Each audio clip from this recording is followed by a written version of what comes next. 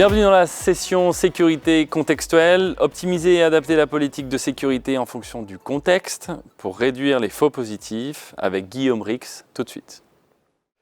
Bonjour, merci Alexis pour cette transition magnifique et bienvenue à ce nouveau atelier portant sur la description contextuelle, un sujet qui nous tient particulièrement à cœur.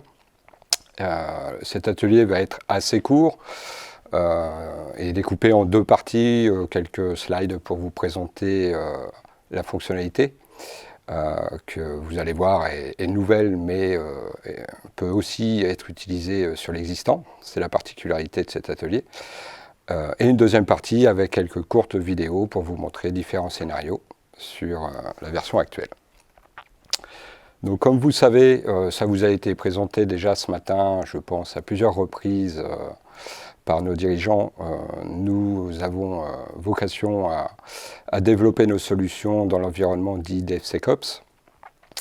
Et pour cela, dans le contexte de description applicative, nous souhaitons permettre aux développeurs eux-mêmes d'expliquer, de décrire leurs API, leur travail quotidien, afin d'y intégrer la sécurité dès les cycles de développement, les cycles de pré-production et les cycles de production. L'avantage de cela, il y a plusieurs avantages en fait. Un des principaux, et c'est le cœur de cette initiative, c'est de réduire le nombre de faux positifs avant d'arriver en production et de pouvoir les traiter, que ce soit en pré-production ou en phase de test.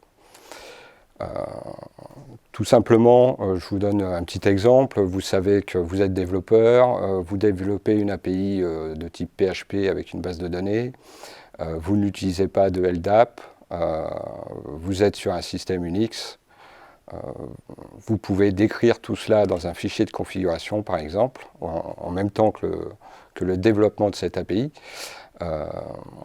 et ce qui va permettre de construire au final une politique de sécurité adaptée à l'API, qui activera les moteurs de sécurité nécessaires et seulement ceux-ci en fonction de l'API que vous avez développée.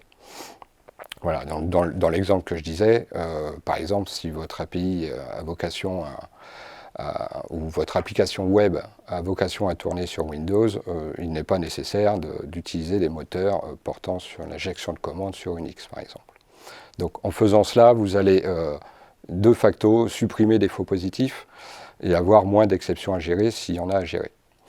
Évidemment, l'avantage corollaire à ce premier avantage, ce sont les performances, puisque moins vous avez de filtres ou de vérification à faire sur la requête ou les réponses, plus les requêtes seront accélérées. Donc comme je vous disais, aujourd'hui on peut déjà le faire sur la version 6.5. En fait, ça fait un petit moment qu'on peut le faire.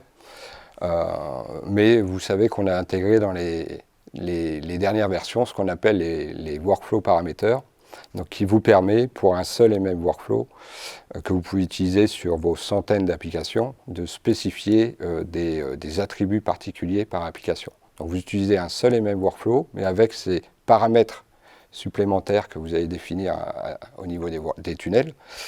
Vous allez pouvoir au final utiliser différents moteurs pour chaque application ou différentes politiques d'exception.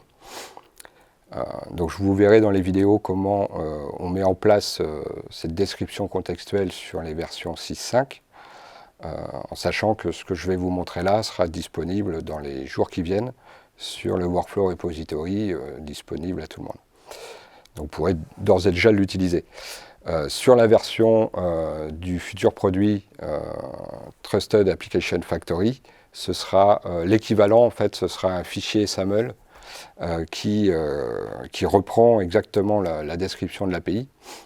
Le développeur va créer ce fichier SAML de description en même temps que son API et va le pousser dans Trusted Application Factory qui sera déployé au moment du déploiement de l'application. Un premier scénario, très simple, vous avez une application PHP. Donc une première vidéo pour montrer comment on la configure au niveau du tunnel, au niveau du produit. Donc vous voyez, on crée le tunnel, on choisit le workflow de description contextuelle, et puis dans la partie workflow paramètres, vous allez vraiment définir quel type d'application il s'agit. Donc ici, il s'agit d'une application XML basée sur Unix et écrite en PHP. Et ensuite, vous définissez quel type de données ou quel type de base de données vous allez utiliser. Donc dans cet exemple-là, on utilise une base de données MySQL. Donc vous voyez que avec ce workflow qu'on vient d'écrire, ici on simule 4 requêtes. Vous voyez, la première est une requête XML normale qui passe, donc pas lieu de blocage. La deuxième, vous voyez qu'il y a des attributs manquants dans la version XML, donc qui est mal écrit, c'est bloqué. Voilà. La troisième, où vous voyez une injection PHP dans un des attributs, donc en toute logique, ça doit être bloqué, ce qui est le cas, puisqu'on a dit que l'application était une application de type PHP. En revanche, la quatrième, on fait la même chose, mais avec une injection Java. Et comme on n'a pas spécifié que notre application était en Java, la requête n'est pas bloquée, n'a pas lieu d'être bloquée, parce que de toute façon, derrière, il ne va rien se passer au niveau de l'application.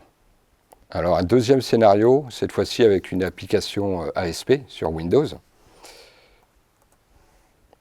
Donc même principe. Ici on montre comment nous configurons les workflow paramètres au niveau de l'interface graphique d'administration.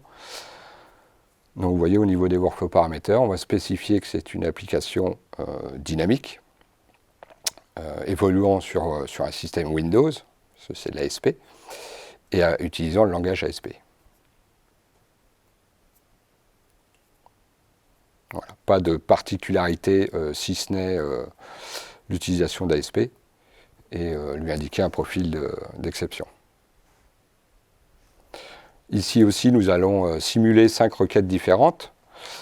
Une première qui est classique, qui n'a pas vocation à être bloquée, qui n'est donc pas bloquée. Une deuxième avec une injection à XSS dans la query string, qui est, elle, en revanche, correctement bloquée. Il ne s'agit pas d'un faux positif. Une troisième requête, cette fois-ci, avec une injection SQL. Mais là, on n'a pas spécifié que l'application utilisait SQL, donc les moteurs SQL ne sont pas activés, donc nous ne sommes pas bloqués. La quatrième, avec une injection de commande Windows. Donc, comme on a spécifié que nous étions sur Windows, l'injection est bloquée, enfin l'injection de commande. Et enfin, la cinquième, avec une injection de commande, non pas une injection de commande, mais une malformation XML. Et la requête passe également, puisque nous avons spécifié que c'était une application dynamique et non pas XML. Donc il n'y a pas de module de sécurité spécifique au XML pour vérifier sa syntaxe. Voilà, donc ici en fait on a customisé la politique de sécurité en fonction de la nature de celle-ci.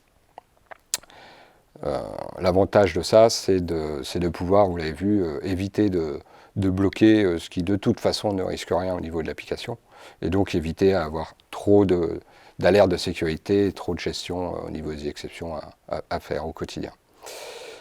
Voilà, c'est terminé pour ce petit atelier. Je vous invite, si vous voulez en savoir beaucoup plus sur la partie DevSecOps et notamment le produit Trusted Application Factory, à voir ou revoir en enregistrement les 3 autres ateliers de cet après-midi. Merci beaucoup.